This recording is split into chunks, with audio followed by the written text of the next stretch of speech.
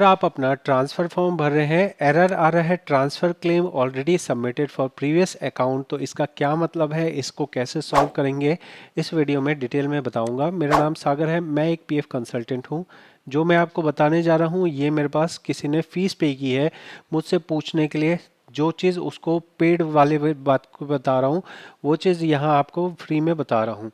आपको समझना ये होगा कि आप जब भी अपना ट्रांसफ़र रिक्वेस्ट लगाते हैं और आपको इस तरह का एरर मैसेज आ रहा है, तो इसका यही मतलब बनता है कि इस आईडी से आपने पहले ट्रांसफ़र की रिक्वेस्ट लगा रखी है।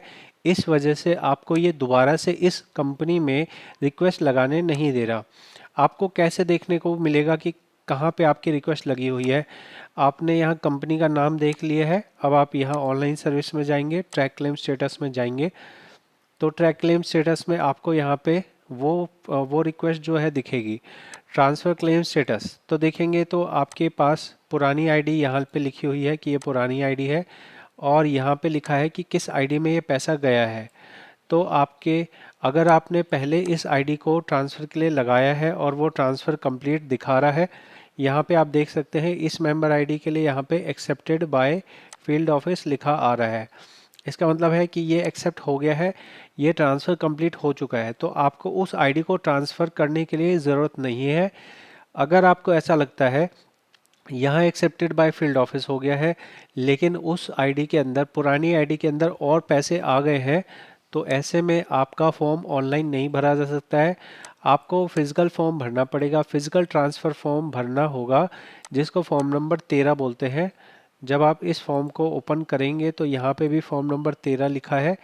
इस फॉर्म नंबर 13 को आप ऑफलाइन भरेंगे, फिर अपनी कंपनी से साइन कराएंगे, फिर पीएफ ऑफिस में जमा करेंगे। अगर आपको उसे किसी वजह से उस पुराने आईडी को ट्रांसफ़र लगाना ज़रूरी हो, ठीक है। और अगर आपको ऐसा लगता है कि आपकी रिक्वेस्ट जो है लगाई गई है और वो पेंडिंग है एम्प्लॉयर के पास में, तो आप क्या करेंगे, यहाँ पे कैंसिल करने का ऑप्शन आएगा। आप उस पुरानी रिक्वेस्ट को कैंसिल कर दीजिए और एक नई रिक्वेस्ट लगाइए। अगर आपकी 1 अक्टूबर 2017 के बाद की आईडी बनी है, तो आपकी ये रिक्वेस्ट बिना एम्प्लॉयर के अप्रूवल के ही अपने आप ही सीधे पीएफ ऑफिस में चली जाएगी। तब आपको ये एरर नहीं आएगा, ठीक है। तो ये एरर हमें कहाँ आ रहा है, मैं आपको दिखा रहा हूँ। हम ऑनलाइन सर्विस पे जा रहे हैं, ट्रांसफ़र रिक्वेस्ट पे जा रहे हैं। उसके बाद हम यहाँ नीचे आते हैं, नीचे आके हम अपना यूएन नंबर एंटर करते हैं। यूएन नंबर एंटर करके हम यहाँ पे टाइप कर रहे हैं, गेट डिटेल कर दिया हमने। इसके बाद हमने सिलेक्ट कंपनी किया। जब हम सिलेक्ट कंपनी कर रहे हैं तब हमें ये दिखा रहा है कि इस आईडी का ऑलरेडी ट्रांसफ़र हो चुका है, ठीक। तो मैंने आपको कंप्लीट जानकारी दे दी है। आप इसमें, अगर आपको कोई सही जानकारी दे रहा है तो आप उसको थैंक यू बोलने के तौर पे सब्सक्राइब कर सकते हैं। आप चाहें तो पर्सनल कंसल्ट कर सकते हैं, उसमें एक फ़ीस पे करके आप पर्सनली बात कर सकते हैं। बाकी जो प्रोसेस मैंने आपको बताया है ये बिल्कुल सही प्रोसेस है, ये प्रोसेस फॉलो कीजिए तो आपका ये काम हो जाएगा। बहुत बहुत धन्यवाद।